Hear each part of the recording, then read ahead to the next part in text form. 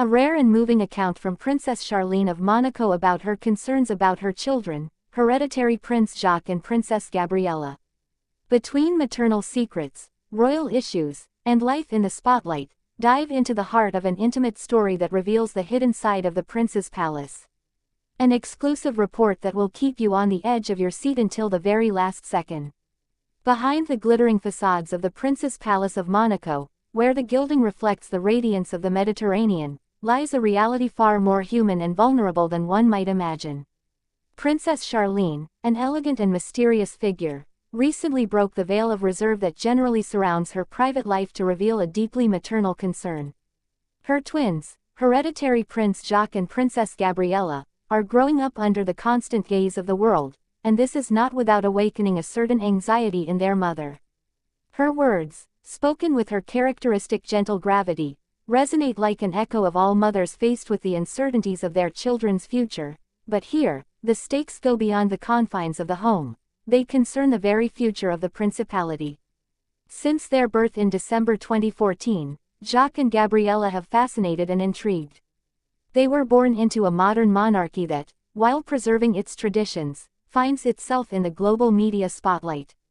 Every public appearance, every gesture, every smile is scrutinized, commented on, and sometimes exaggerated beyond all proportion.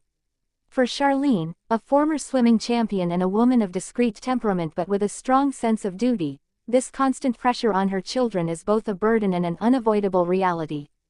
In her recent statements, she has expressed this concern with rare sincerity, admitting that Jacques and Gabriella's gradual entry into a world of responsibilities and protocols sometimes prevents her from finding complete serenity.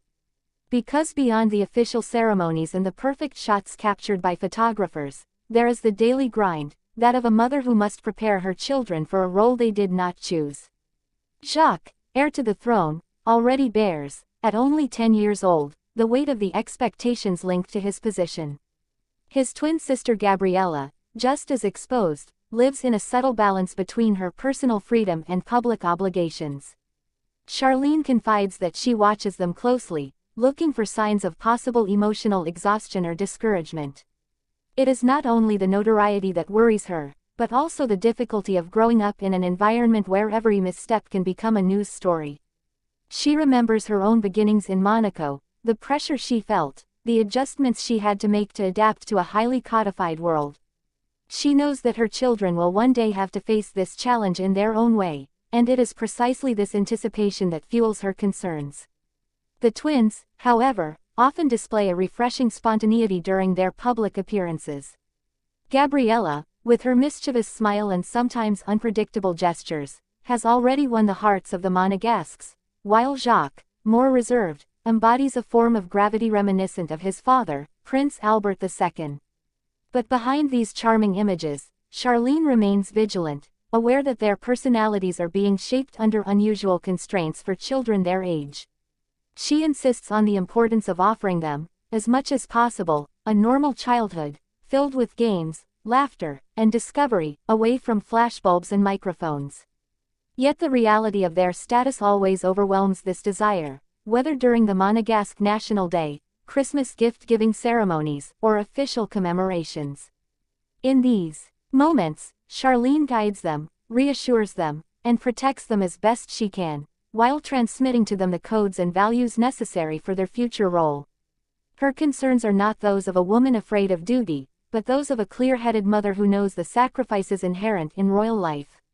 She knows that one day, Jacques will have to embody the continuity of the Grimaldi dynasty, and that Gabriella, even without being an heir, will remain an influential public figure.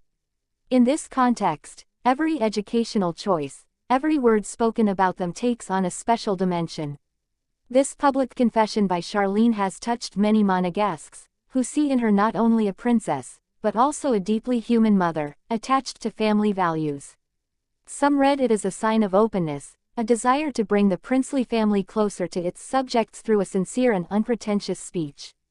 Others perceive it as a subtle reminder of the fragility of any princely destiny, where the brilliance of crowns sometimes masks the complexity of the lives they adorn.